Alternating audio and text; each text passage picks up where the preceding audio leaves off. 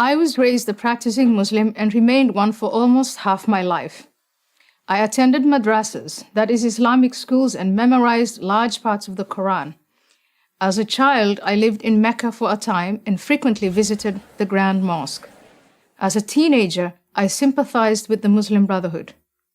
At 22, while my family was living in Kenya, my father arranged my marriage to a member of our family clan, a man that I had never met.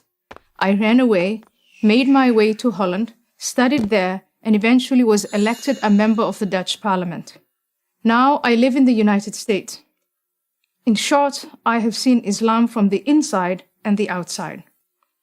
I believe that a reform of Islam is necessary and possible, and only Muslims can make that reform a reality. But we in the West cannot remain on the sidelines as though the outcome of this struggle has nothing to do with us. If the jihadists win and the hope for a reformed Islam dies, the rest of the world will pay a terrible price. The terror attacks in New York, London, Madrid, Paris, and many other places are only a preview for what's to come. For this reason, I believe that it's foolish to insist, as Western leaders habitually do, that the violent acts committed in the name of Islam can somehow be divorced from the religion itself. For more than a decade, my message has been simple. Islam is not a religion of peace.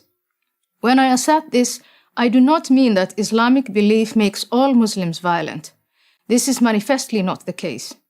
There are many millions of peaceful Muslims in the world. What I do say is that the call to violence and the justification for it are explicitly stated in the sacred texts of Islam. Moreover, this theologically sanctioned violence is there to be activated by any number of offenses, including, but not limited to, adultery, blasphemy, homosexuality, and apostasy, that is, to leave Islam. Those who tolerate this intolerance do so at their peril. As someone who has known what it is to live without freedom, I watch in amazement as those who call themselves liberals and progressives, people who claim to believe so fervently in individual liberty and minority rights, make common cause with the forces in the world that manifestly pose the greatest threat to that very freedom and those very minorities. In 2014, I was invited to accept an honorary degree from Brandeis University for the work I have done on behalf of women's rights in the Muslim world. That invitation was withdrawn after professors and students protested my criticism of Islam.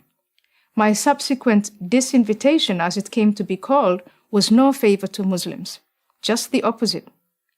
By labeling critical examination of Islam as inherently racist, we make the chances of reformation far less likely.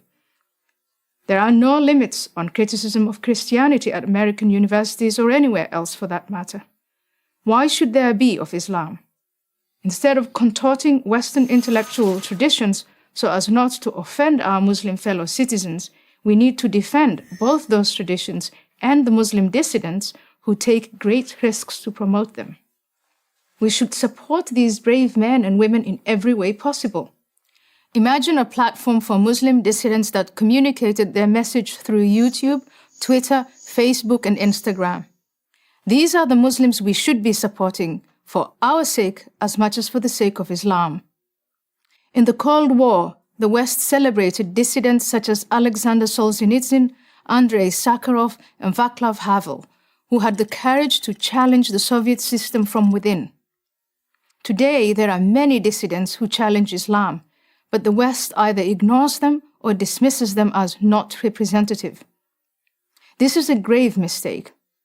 Reformers such as Tawfiq Hamid, Asra Nomani, and Zuhdi Jasser, and many others must be supported and protected. They should be as well known as Solzhenitsyn, Sakharov, and Havel were in the 1980s. If we do in fact support political, social, and religious freedom, then we cannot in good conscience give Islam a free pass on the grounds of multicultural sensitivity. We need to say to Muslims living in the West, if you want to live in our societies, to share in the material benefits, then you need to accept that our freedoms are not optional. Islam is at a crossroads of reformation or self-destruction. But so is the West. I'm Ayaan Hirsi Ali of Harvard University for Prager University. To subscribe to our YouTube channel, click here.